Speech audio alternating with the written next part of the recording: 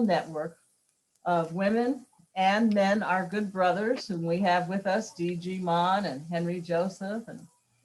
And we also work with our Gen Zs and our millennials and have a connection with our intergenerations. And even though our name is Black Women for Positive Change, we are multicultural. And Nikki McDonough, who just came on, can testify to that. And so when we started our group, we were Black Women for Obama. And then after he got reelected, we became Black Women for Positive Change.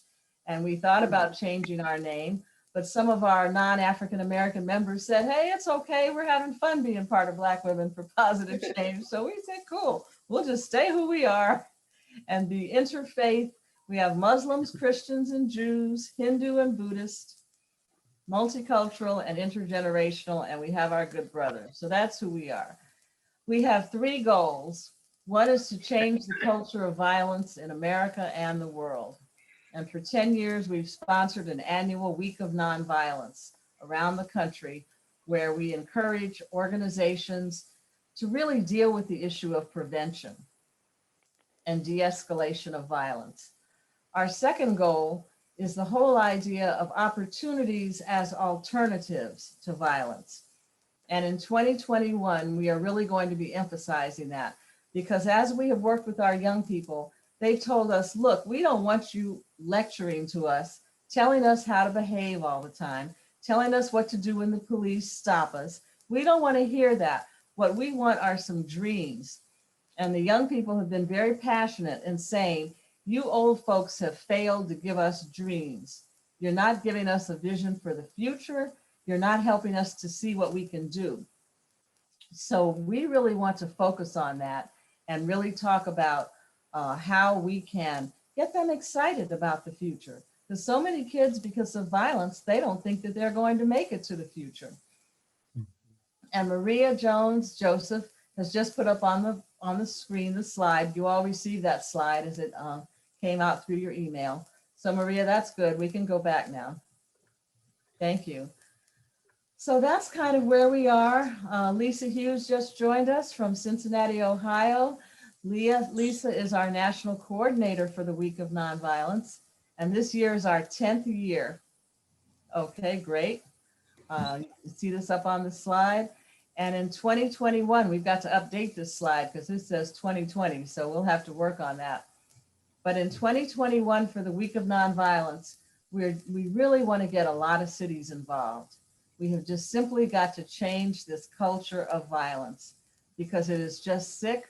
The country was born into violence, and we have got to change the way people think. It's a tough job, but we can do it. Okay, let's go back to the screen. Okay, one other point. You'll see here on our Facebook, on our website, www.blackwomenforpositivechange.org.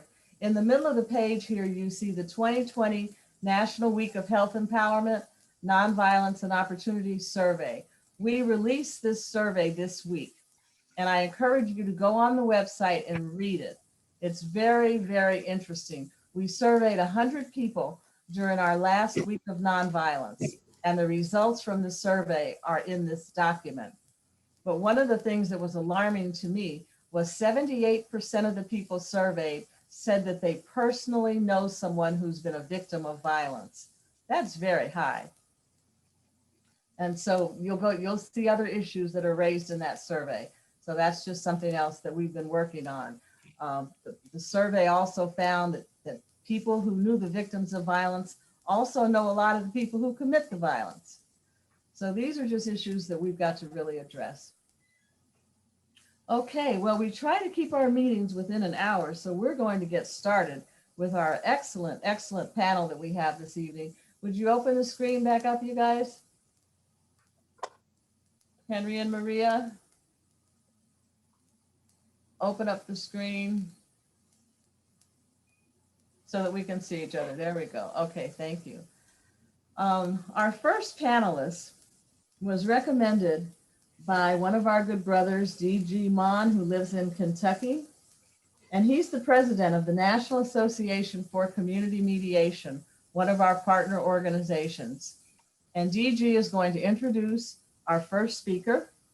And after she finishes speaking, we will then have our second speaker, who will be introduced by Jan Perry, our co-chair in Los Angeles, California. Jan is a former city councilwoman of Los Angeles and a real leader in the city of Los Angeles. And now she's working with infrastructure organizations and issues in the city and the county of LA. So we're going to open up with DG, and then we will move to our second speaker. So please, DG, introduce our first guest, and then Jan will introduce our second guest, who, by the way, happens to be her sister. So that's really special. Okay, thank you, DG. Dr. Myers, with your grace and those on the call, I'd like to at least have a moment of prayer and reflection, as we always do every meeting. Is that okay? I'm not calling on the reverends to lead some prayer, but could we just have a moment of just some thought before we get started, like we generally do? Is that okay? Absolutely. Thank you very much for saying that. I was kind of moving too fast.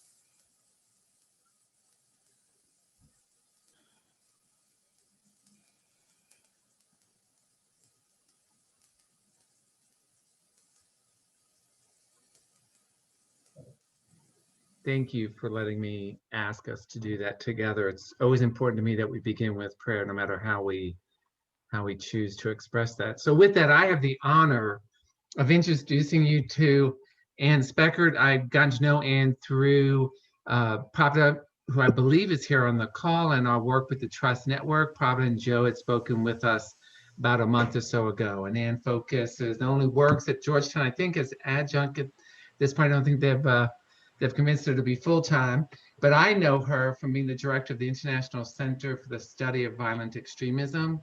She truly goes deep into this, knows it, and has given me more education than I can keep in. So I ask her to repeat sometimes for me, so it slowly sinks in. So I'm not going to take any more time away from you, and I open the floor for you to talk a bit about white extremism and extremism in itself, and what you know and what you've been working on. Okay. It's so nice to be with all of you, and thank you for opening with that moment of prayer. That was very nice.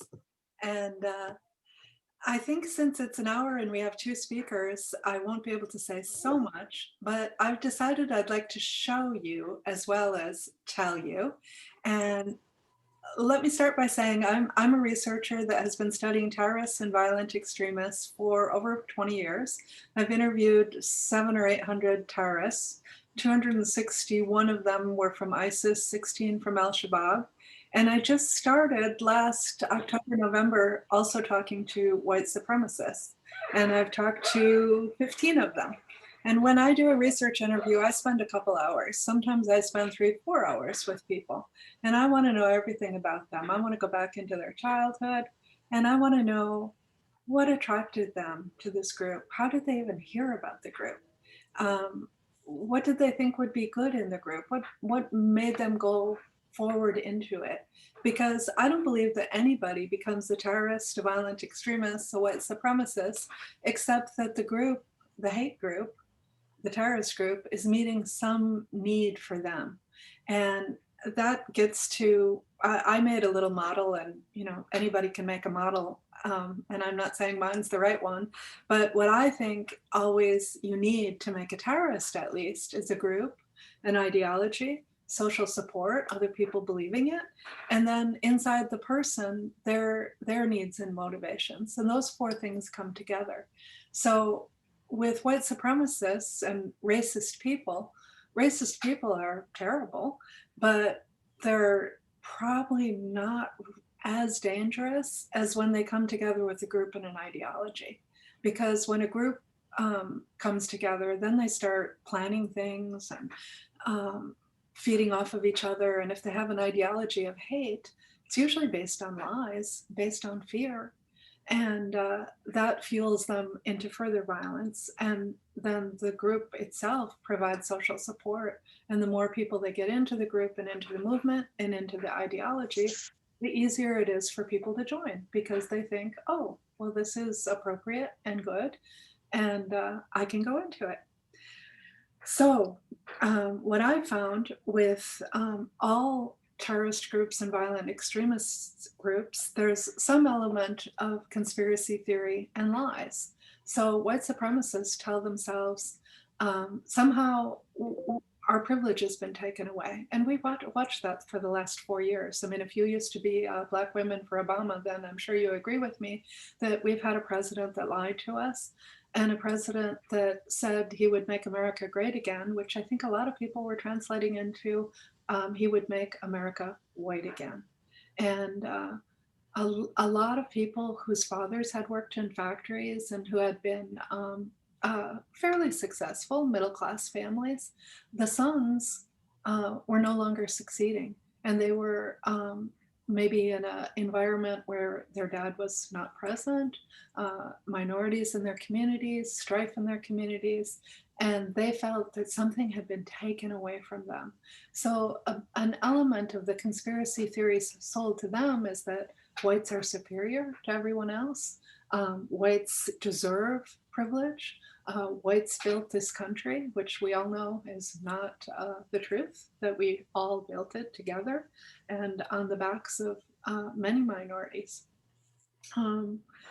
And we see these same lies in other terrorist groups. ISIS had the lie of Muslims are under attack, the West is attacking Islam, the West is taking Muslim lands, therefore we have to fight a defensive jihad. And in the case of white supremacists, they say we have to band together, we have to protect the white purity, white nation, we have to make sure that there's a future for our children, and on and on and on. And what I think is the most interesting for this group, since you're a peace building group and a group of women for change and for goodness, is to hear some stories, because what I've recognized in listening to I've only listened to 15 white supremacists at this point, so I'm a newbie on this aspect. I know a lot about violent extremism and terrorism, but I'm new into walking into white supremacist interviews.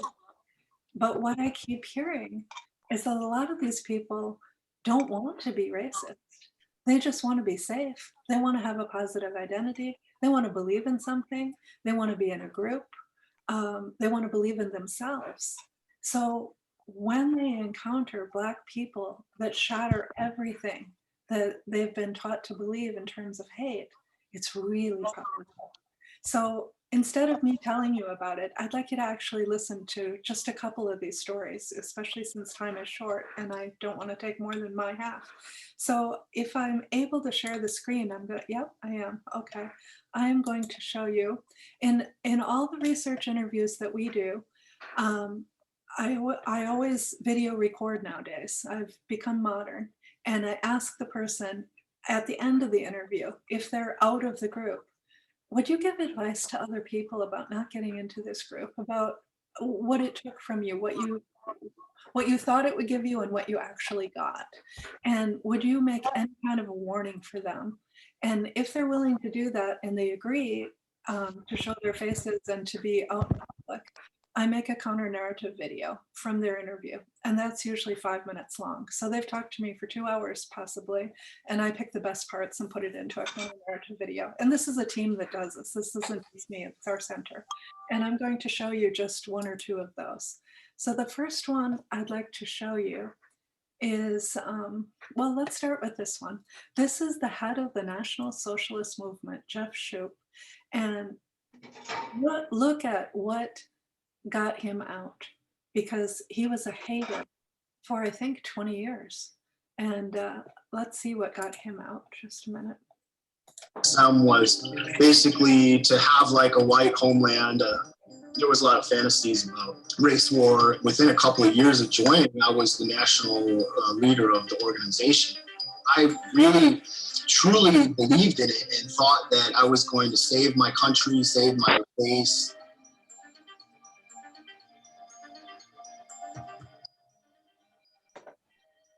He was in the Boy Scout. He was in this parade, and people were throwing rocks at him.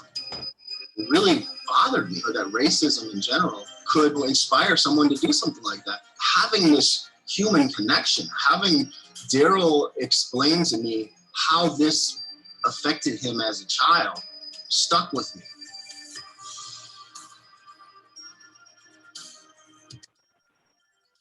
I saw it rip apart my family. I've seen people go to prison for 40 years. I've seen people die.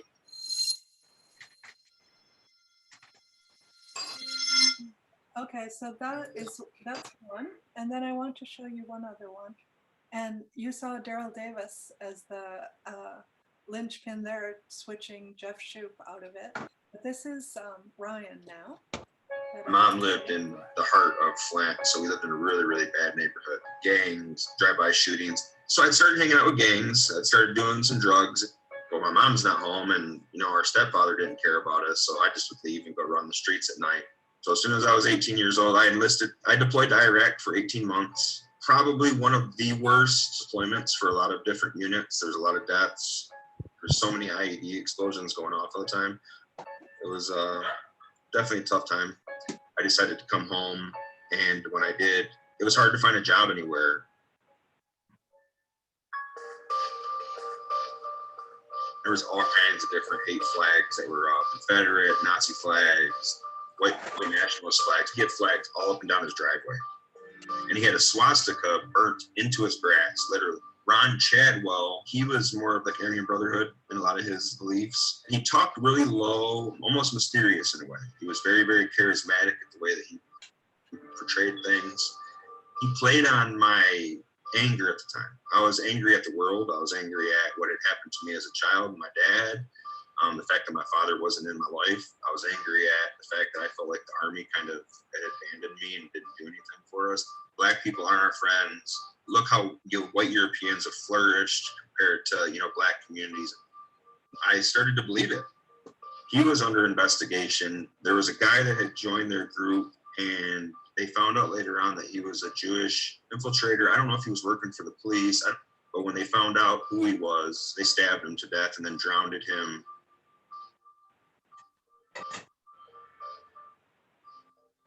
To me at the time, it was like, I felt like people were looking up to me. I had this like little group. It really starts to feed into your ego. I think he was misunderstood, and that, yeah, he made some mistakes, that I didn't think he was a bad person. As much as I was sitting here and spitting this stuff out to people, deep down, like, I always had that gut feeling that what I was talking about was just wrong. Just didn't feel right. On the side, we were stealing boat motors. There was already gang task force that were already looking into us and keeping an eye on us. So when they came in, they raided us hard. They came in with AR-15s and pistols. They had my whole street blocked off. It was probably one of the craziest things I'd ever seen in my life. They found 2 of the 4-wheelers that we had stolen. They had me shook. And so I admitted to doing everything.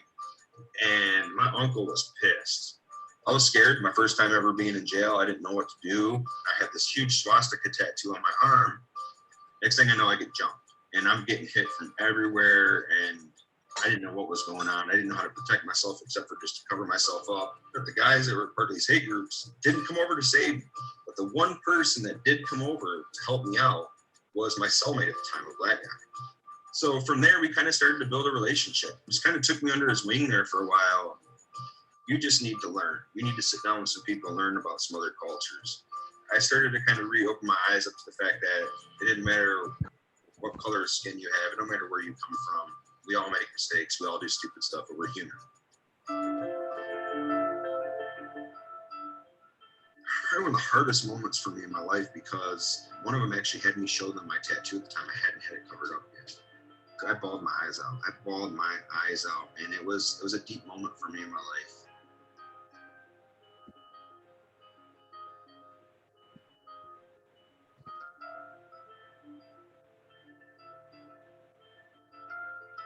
Understand that a lot of these guys have learned psychologically how to talk to you the right ways and try to make you feel comfortable as a friend, but they're not your friends.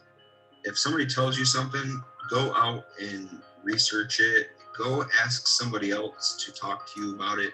What they're teaching you is just propaganda, and it's just to feed their own egos. At the end of the day, that's really all it was, I think, to Ron, was just his ego. Now, he got murdered. Having that peace in your heart and love first is going to make you feel so much better at the end of the day than to hold on to hate and anger, because it will eat you up. It tears you up inside, internally, physically. So that gives you an idea of some of what some of these people have said, and I hope you see the power of good people that just by being themselves. Well, Daryl Davis was actually doing an intervention, but I'm having a little trouble hearing you. Speak up a little bit. Yeah. oh, I was trying to say I think it shows you the power of being a good person and doing a formal intervention or just being there and shattering lies that these people have told and started to believe. But I think I'd like to open it up to discussion. And oh, and I should say we use these videos, we name them horrible names because we try to attract people that are in white supremacist groups to watch the videos and get a different message and hopefully go a different direction. Okay, well, we're going to go to our next speaker and then we'll open up the questions for both of you. But those are tough videos to watch, and I find it hard to feel any sympathy for those guys at all. I mean, really, really, my goodness. Okay, Jan Perry, please introduce our next speaker. Okay, I'm ready. I'm ready to roll. Not only is Gail my sister, I'm very proud of her. She's had a very long career as a teacher, started out as a speech pathologist. She lives in Northern Virginia. She had 2 stints on Capitol Hill with Congressman Augustus Hawkins and Congresswoman Marcy Kaptur, and then she went into teaching full time. But while she was teaching, she pursued her passion through a nonprofit group called Challenging Racism. And she's been training and learning and evolving over the last several years. And so I'm really proud to introduce her to speak about the work that she does within this nonprofit group, because it doesn't just talk about challenging racism, it actually teaches people the tools to be able to combat racism. So I just want you all to welcome Gail and to say, Gail, I'm proud of you and can't wait to hear what you have to say. Thank you, Jan. That was lovely. I really appreciate that. And thank you for the invitation to the Black Women for Positive Change. I'm on the board of Challenging Racism, which is a nonprofit organization in Northern Virginia, in Arlington, Virginia, to be more specific. Although we are starting to branch out. It was co-founded in 2004 by a retired social studies teacher and a biracial parent. And the mission of the organization is to disrupt, teaching people how to disrupt racism and to engage in very difficult conversations. But as Jan mentioned, providing them with the tools. The organization teaches them about these issues, but also trains facilitators through an intensive 6-day training session. It's based on, originally, the text by Beverly Tatum, Why Are All the Black Kids Sitting in the Back of the Cafeteria? Challenging Racism provides a safe space, which is most important, for difficult conversations. It uses personal stories, which the previous speaker spoke to, personal stories to connect with people. It encourages active listening. That means listening to the other person, not spending the silence thinking about what you're going to say in response. So you get a good sense of what that person's experience has been. We talk about different narratives of the American history. What's the indigenous people's narrative? What's the African Americans' perspective? It also allows you to examine your own personal identity, and people are being asked to identify themselves. And we provide additional resources. We are focused on primarily systemic racism, which would include housing, education, healthcare, finance and wealth building, and criminal justice. We have a series of programs. Our primary programs there are 3. Getting Started, which is 1 to 3 sessions. We have a 11th-week course called Learning How, and then a 6 days of intensive training with other professional facilitators on how to facilitate a conversation. We recently were given some training on how to call out people when they become disruptive. We've done programs on how to talk to your kids about race, school segregation and racial equity, I'm Not Your Negro by James Baldwin, How to Be an Anti-Racist by Ibram Kendi, and many more. I want to take a few minutes to talk about eradicating white supremacy. Our previous speaker also mentioned there's some characteristics that are similar across the board. In the beginning, Africans actually arrived in this continental United States as early as 1526. So that 1619 is a little late. In 1705, Virginia established slave codes, so that a person who was born into slavery stayed a slave. And they used, the Virginians used this codified method, and other colonies picked it up and repeated it in their circumstances. The roots of white supremacy, I think the previous speaker mentioned some of them, but for most whites, it's about capitalism. It's about economic expansion, wealth building, and power, and the need for free labor.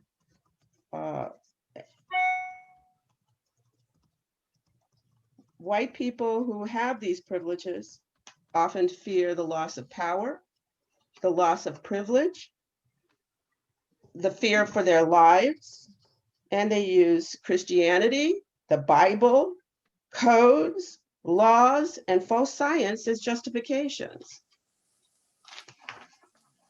The violence is perpetrated against individuals, and this is historic, family units, and entire communities. In the beginning, when slavery was first established, there were slave patrols, which eventually turned into militarized police units. So there's history there. Now we have mass incarceration, more punitive laws, militarized police units, surveillance, infusion of drugs, and the ultimate televised and recorded, as we watched, along with the rest of the world, George Floyd being murdered by a police officer. The Southern Poverty Law Center has tracked 838 groups across the United States in 2020. In the case, Maryland has 15 hate groups. These are the ones they're tracking. The District of Columbia has 19 hate groups, and Virginia has 33 hate groups.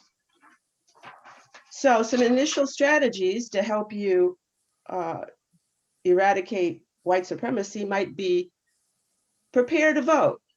That means if you have a candidate in mind, do some research and find out what that candidate stands for before you vote for them. Then go out and vote.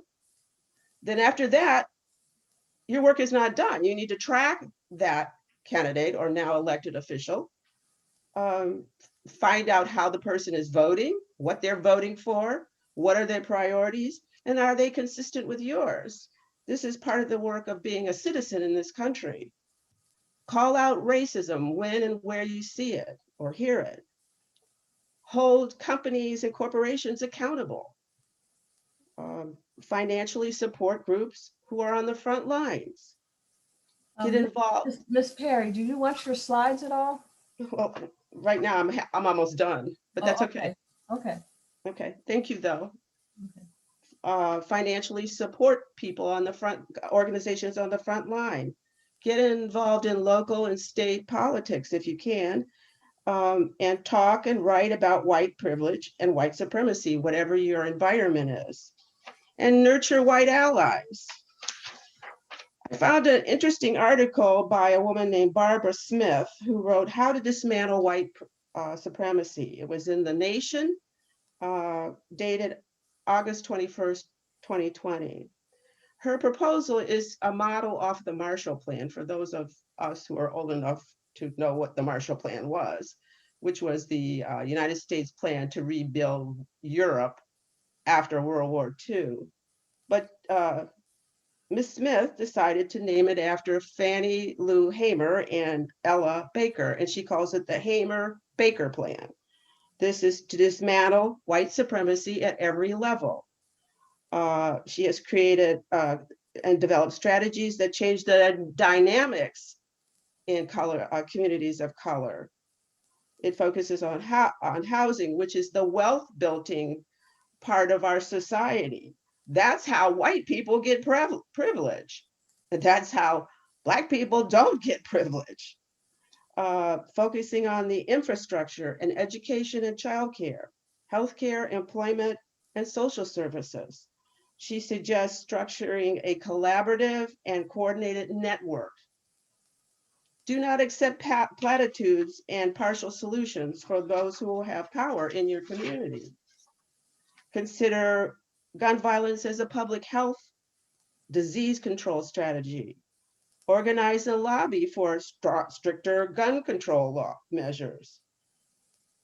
Create a commission to examine racial inequity in local and state policies and laws. And any community can do this. It can just be a neighborhood by establishing its own plan, but being collaborative with other services in the surrounding area. I mention this because the governor of the state of Virginia had commissioned a group of people to examine racial inequity in Virginia's laws in, I think it was early 2019. And the report is called Identifying and Addressing the Vestiges of Inequity and Inequality in Virginia Laws. His strategy is to have this group do the research and find any racist information, requirements, ordinances, laws across the board in Virginia law. And I think this is a real milestone for this governor. He was the one who was accused of blackface as a college student, and he's turning this around. But this is the kind of work that everyone's going to have to do, not just Black people. This is not just Black people's job. We've been doing this for 400 years. It's time for other people to step up, white people to step up. If you've been looking at the news, you know that Asians are now being attacked because of the previous administration's description of where the pandemic originated. We talk about white supremacy, and actually I heard on the news today that there's a promise of violence tomorrow. And so there are building up the police and the military around the Capitol as we speak.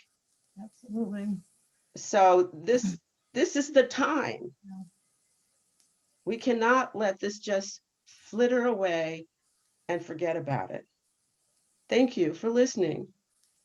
Absolutely. And thank you very much, Ms. Perry, and to Dr. Speckard.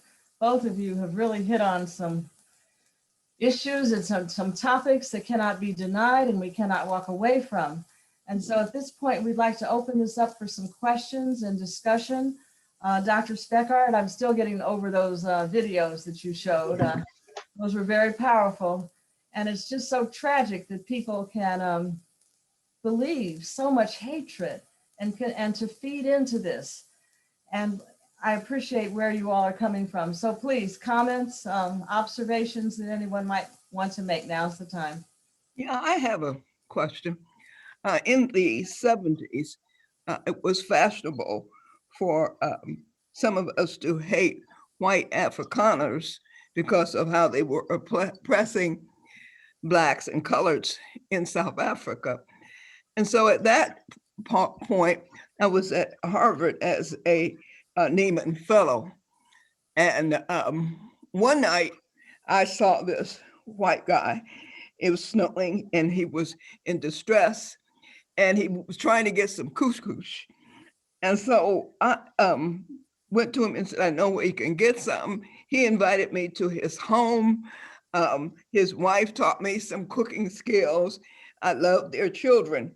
So one day at a Neiman Fellow meeting, our director introduced the newest Neiman, and he was a white Afrikaner. And that really struck me because, I mean, how could I hate this guy that I had dinner with and played with his children? And, you know, initially we became friends. He never had a Black person that was his equal. And so, you know, I'm always trying to see when groups can get together and really know each other as human beings, sometimes that we can deal with, eradicate some of the hate. Are there any models of how, you know, I was trying to think about the Proud Boys, you know, if they knew us as human beings, if you know, maybe things would be different, but I don't know how to, you know, sit down with people that you think might want to kill you. So is there any way to bring us together so we can know each other as human beings and individuals?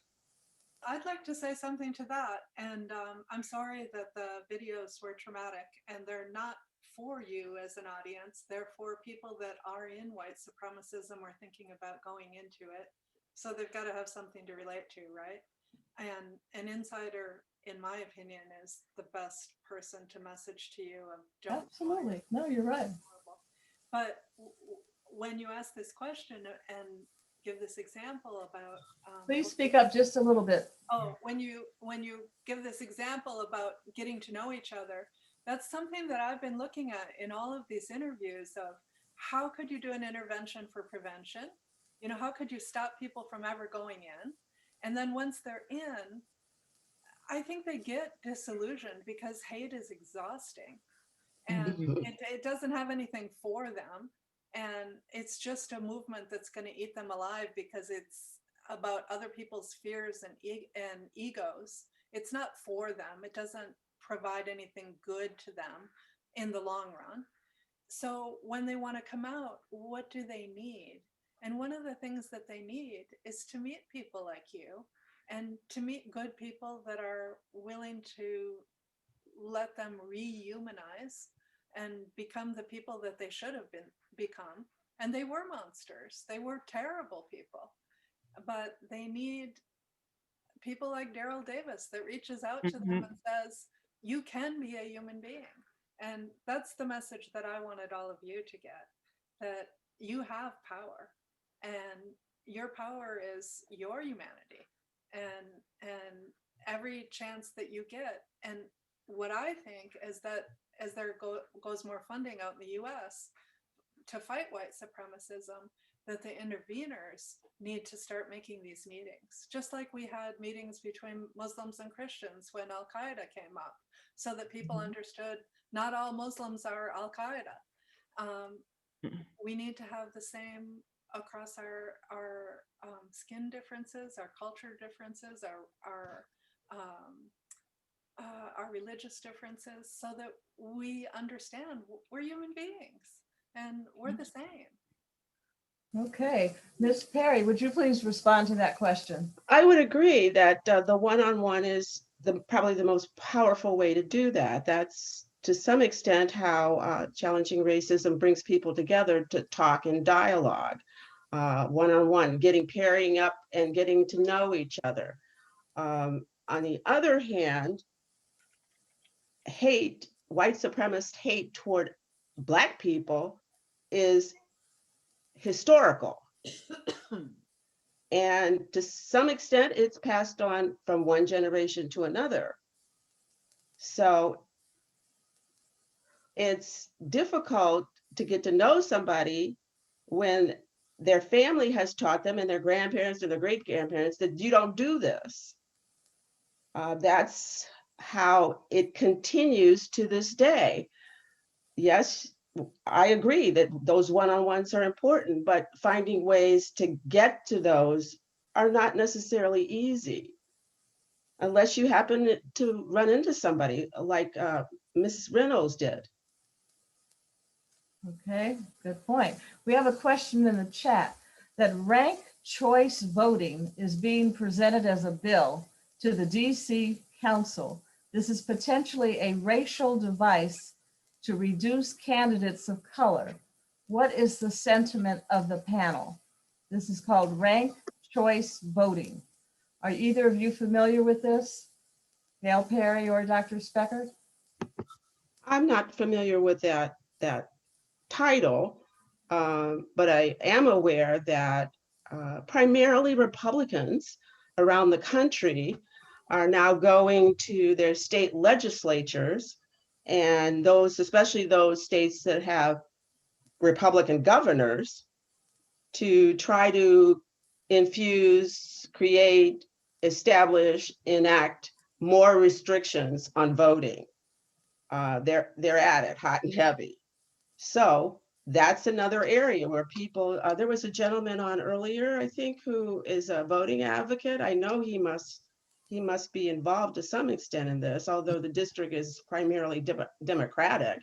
Yes, this is Phil Portlock. Yes, you were talking about being a voting advocate. Yes.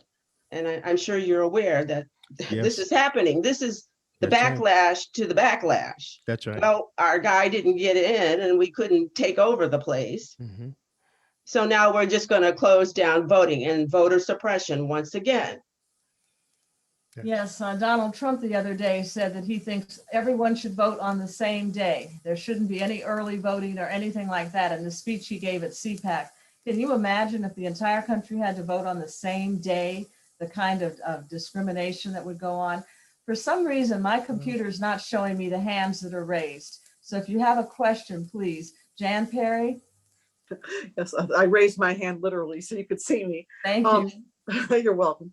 So I wanted to ask a question to both of the panelists. And, you know, we've all had a lot of experience in this space, and I'm almost getting to the point where I'm not sure that racism can be eradicated. We can change the framework and we can change legislation, and, you know, we can change some people's hearts and minds. But I'm almost at the point where there's just going to be some people, or their beliefs just need to be kept in check. And that may be the best that we can hope for. And I'm wondering what, you know, both of the panelists think. Am I being realistic, or is my idealism basically dead? And, you know, I've gone to some other place. And it's not that I'm not optimistic, because I am, but I feel like I'm struggling with being realistic. You know, after what we saw on the 6th at the Capitol, that just some people just aren't going to change. So if they can just be held in check, or be, yeah, held in check, because they're obviously not going to hold themselves in check. So I wanted to know what the panelists thought. Well, Derek Bell, who wrote Faces at the Bottom of the Well, I think it was in the 60s, said that we'll never get rid of racism. He didn't believe it was possible. But that's no reason to give up the fight, because a lot is at stake. And as white supremacists become more violent, you know, nationally, they went international. They're going to take over the government of this country. Everybody's on notice. So yes, I think you have to hold them in check. Perhaps the other speaker could talk about how you re-brainwash them to come back to be normal, and to stop believing these lies. You know, it's just amazing to me that people believe this stuff, and they believe that Donald Trump should be president. And so they decided tomorrow is the day he's going to be inaugurated. I don't know. How I do we, would be optimistic too, but how do we change the minds? Do we start in elementary school with teaching kids against racism? That's all those were great points. Thank you. And it's fun speaking with you. I agree with everything you've said. And I would add, I was so happy when I saw the Me Too movement. I'm glad when we start to talk about child abuse, because all the things that hurt kids turn them into haters. Hmm. So the more that we raise our kids right, and we have good daycare and good schools and good parenting and support for parents, and the majority of kids now are being raised with their mothers alone, and there's so many people that bash single mothers. I mean, what happened with bashing absent fathers? We need to support mothers. We need to support kids growing up. And then we also need to think about what is fomenting hate. Like, it was just recently that Facebook and Twitter started taking down white supremacists. And, there was Proud Boys all over Facebook until the Capitol Hill riot. Facebook and Twitter were not reacting to these groups hardly at all. And now they are, so that's good. And we also have to look at the role of instigators. So, there's the low-level people that are always going to be stupid and follow the crowd and do stupid things. And we need to put limits on them, absolutely. And the limit is hate speech. The limit is threatening violence and carrying out violence. All of those things should get you in trouble. But then we have to look at who are the instigators, because the instigators usually are the ones that encourage believing these lies, encourage violence, and they don't get in trouble. And a perfect example of it right now is President Trump, that was telling people to go to the Capitol, and those guys are going to go to prison. What's going to happen to him? Probably nothing. And there's instigators all throughout our society spewing hate speech and spewing lies, and we need to do something about them. Absolutely. Next question. I had a note that a Jan Perrenhaus had a question. Is there a Jan Perrenhaus on with us? Okay. Who else has a question or comment that they'd like to make? Yeah, this is, oh, go ahead. I'm sorry. Go I ahead. don't know who's talking. Go ahead. I had one comment because I know, we see so much of that hate. And I think that even the pandemic has really showed us, with the vaccine, who gets it, who doesn't get it. I mean, it just has gotten larger and larger. But one of the things that Ms. Perry said that I just wanted to ask her a little bit about, you talked about challenging the corporations. I think that has been so very difficult, especially when the corporations are those that many people are looking to as their employers, trying to make it. And we see all of that power in corporations. But I just was wondering how you felt that should be dealt with, because you mentioned that tonight. Well, I think it's in Texas, the employees for Amazon are trying to form a labor union. Yeah. Now we have to see if they're going to be successful, but they're speaking out. They're calling national attention to this. Many times people don't call national attention to what's going on in their company. Mhm. I think you have to call them out, and if necessary, create some kind of way to boycott them. Now, Amazon's going to be difficult because Amazon's So big. huge. I know, it's so Huge. And then in a pandemic, everybody's, ordering things so they don't have to be in contact with other people. And there's all these other issues. But I still think you have to hold them accountable, write letters, follow Jeff Bezos on Twitter, on whatever he's on. I don't know if he's on Facebook, but follow them. And the same with the other Facebook guy. What's his name? I've forgotten. Anything? Zuckerberg. Huh? Zuckerberg. Oh, Zuckerberg. Zuckerberg, yeah, Mark Zuckerberg. Yeah. Zuckerberg, yeah. Mark, yes, follow him. And you can write letters to the editor. You can call your representatives at your local level. You have a voice. And now we have social media, so put your voice on social media and talk about these people. Absolutely. Yes, this is Phil Portlock. I just had a quick comment and a suggestion. I don't know if anyone among us tonight has read the book by Isabel Wilkerson, and the book is Caste, C-A-S-T-E.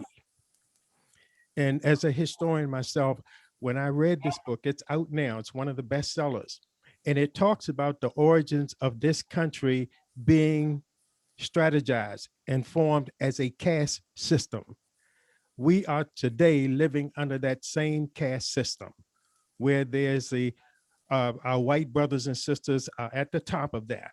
And then things descend from there. And the young lady, sister who wrote this, she talks about, she compares the United States caste system with India and what happened in Nazi Germany during the 30s and 40s.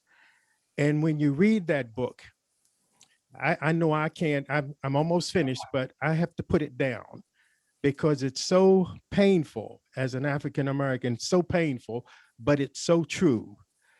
If we don't understand that part of the caste system is that the poorest white person in this nation has to be considered better than the wealthiest Black person. I mean, we have that kind of concept that we've been living under. And if we look closely, we can see how voting, this voter suppression, is all being led to you people do not deserve to have this right to vote. It is absolutely too much power in your hands. And if we don't understand the historical context of some of these issues, then we may miss the point of how serious it is. And there is a demographics change in this country that some people just cannot accept happening. It's going to happen, but they're putting up a fight of their lives to not allow this to happen and not go down without a swing. That's what we're part of what we're seeing. I'm glad you brought up the book Cast because we've been trying to start a book club. And if anyone who is interested in joining Black Women for Positive Change, or if you're already a member and you're interested in helping to organize the book club, and Cast would be one of the first books that we would read. It would be so great. You're absolutely right, Phil Portlock. It's a very important book and everyone should really read it. So any volunteers, you can put it in the chat room or email us later that we're looking for a book club chair. Can I ask another question? Sure. We have time. Dr. Reynolds, this is Reverend Bowie. I just like to make a quick comment before I leave because I have to go teach Bible study. I thank both of the speakers. I just like to say, I believe part of the challenge is that most of us are very ignorant and naive when it comes to racism here and white supremacy in America, including myself. And I believe it's because of what has happened recently that our conscience has been raised once again. But realizing that racism and white supremacy is a very, it has always been a part of this nation's, the fabric of this nation. We must realize that. And also, although there's been strides that have been made, there's always been and will continue to be a group of people who feel that whites are superior, Blacks and everyone else is an inferior, believe that this is their country and theirs alone. And we ought to be grateful and thankful that we're a part, that they allow us to even be here. And also, white supremacy is a very normal part of America as we accept our white brothers and sisters at the top. And we really don't question or challenge it. That's the way it's supposed to be. There's a lot of things that has been normalized, so we don't even see it as white supremacy or racism because we've been conditioned to normalize it. And I'll end on this. Unfortunately, I gotta go. And as we deal with the Pledge of Allegiance, what they've done, they've indoctrinated us to believe lies that have never existed in America. So I'll leave there, but thank you so much for being here this evening, and keep up the great work. And we'll keep up the great work on our end. Thank you. Thank you, Reverend Bowie. Reverend Bowie is co-chair of our De-Escalation Committee, which is one of the sponsors for this evening. So thank you very much. Let me get I my just like to question make a in. comment. Oh, Can I get my question in?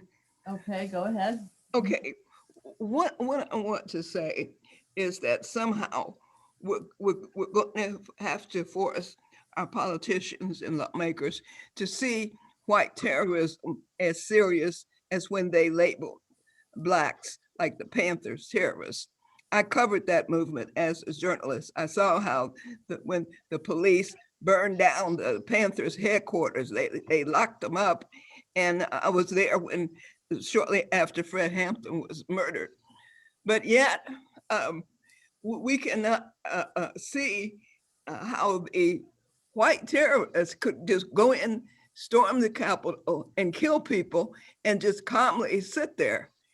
And until there can be a real accountability and punishment in treating these people like they should be. I mean, I'm hearing that some of the white supremacists that were there think that what they did was inspirational. They were inspired because, after all, I mean, who else could go and kill police?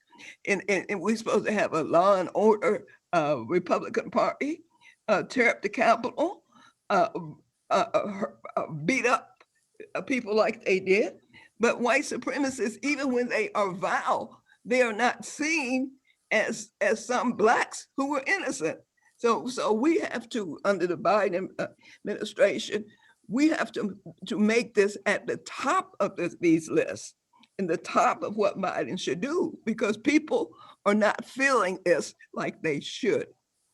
And so we have to push in the justice system so that they will be punished and disbanded.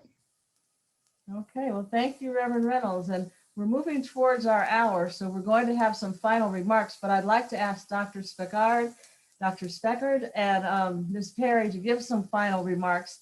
And then I'm going to ask Henry Joseph, who's our videographer and our technology specialist, to introduce you to our YouTube page, so you all will be able to see these events on YouTube that we have each week. They'll all be posted up there. So Dr. Speckard, if you would make some closing remarks, and then we'll move to Ms. Perry. I would say in closing, especially when we're thinking with the last comments about the Capitol riots, that we have a real division in our country right now. And because our president encouraged them, that there are people that are saying, I was a patriot. My president told me to go. I was trying to save democracy. I believe that the elections were stolen. And that is really serious. So this isn't just about white supremacy. This is about conspiracy theories. Half of the people that were at the Capitol believed in QAnon. QAnon, it might have been started by Americans, but the Russians are definitely using it. And they're using it so that we don't trust our press, and that we don't trust our own government, and that we turn against each other.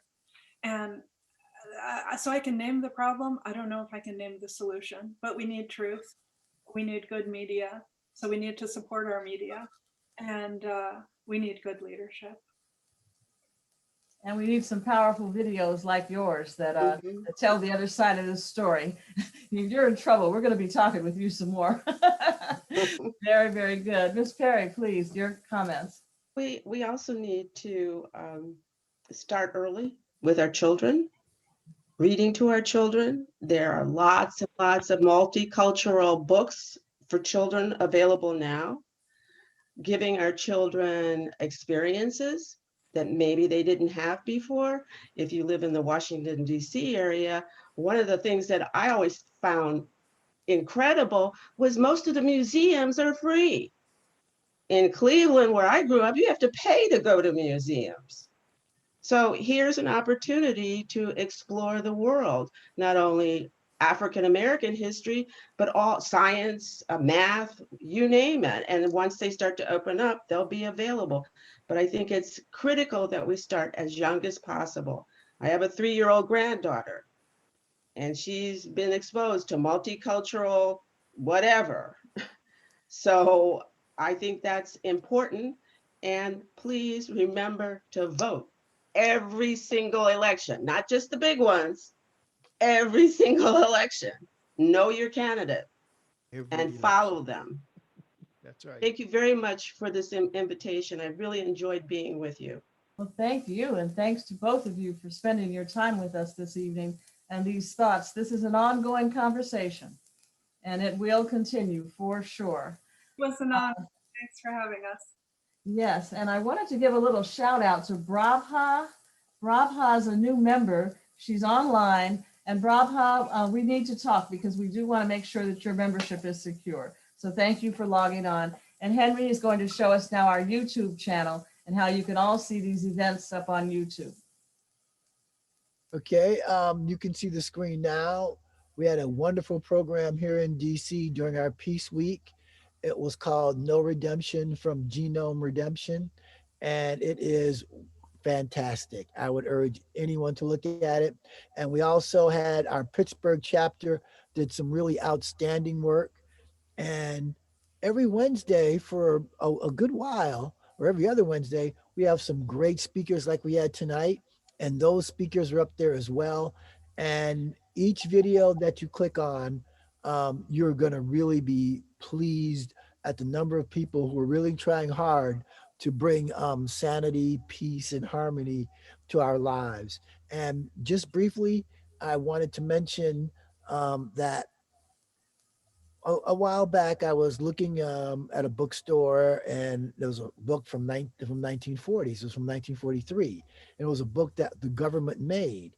And in this book, it outlined a program to teach people, American citizens, why it was wrong what Hitler was doing. So this was written in 1942, published in 1943.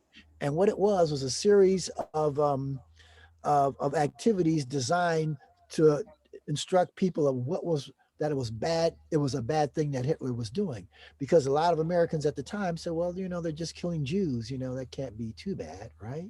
And so they had to go around, and in the book I read it. I wish I'm going to find it, but in a couple of moves I've lost it. It encouraged block parties at local churches and community centers, almost like we do it with Black people. So they had a list of all these great Jewish Americans who had done things, and they wanted to, they had little books that they read. They said, bring food and try to do this on a monthly or bi-weekly basis, have food there and invite all kinds of people, and then invite one Jewish person or a couple of Jewish people and let them speak, to let them see that, Jewish people are people too, and they shouldn't be killed. And I'm going to try to find that book and maybe share it next time. Okay, Henry, please take us back to the pictures, but this is great. Oh, do you see it? The pictures? No, back to the group, to us. Okay. But everyone, please subscribe on YouTube. Okay. And we have two subscribers, so please subscribe. We need to have hundreds and hundreds of people hearing these messages. So put the word out, share it on social media, and that's something we all can do, is to get the word out. Okay, well, I think we're pretty much wrapping up. Does anyone have any final comments they'd like to make? Jan Perry, DG Mon, thank you so much for inviting the outstanding speakers this evening. We really appreciate it. Thank you. Thank you. And we will be having a social media class sometime in the next few weeks. So some of you can come back if you don't know how to do Twitter and all that. We're going to have a young Gen Z teaching us how to do all of that very soon. So with that, please join Black Women for Positive Change. Go to the website, blackwomenforpositivechange.org. The dues are nominal, $75 a year. We really need your support so we can continue to provide quality programs and keep the dialogue going. So thank you very much and good evening. Okay, good to see you, Reverend Greg and DG, everyone on, Lisa, good to see everyone, Reverend Reynolds, Dr. Dunstan, Good night, everyone. Thank you. Great to have you all. Yes. Thank you, Dr. Myers. Everybody take care. Okay, I see you, Nadira. Okay. Jeanette Mobley, Marcia Skeet, great, Sylvia Gray.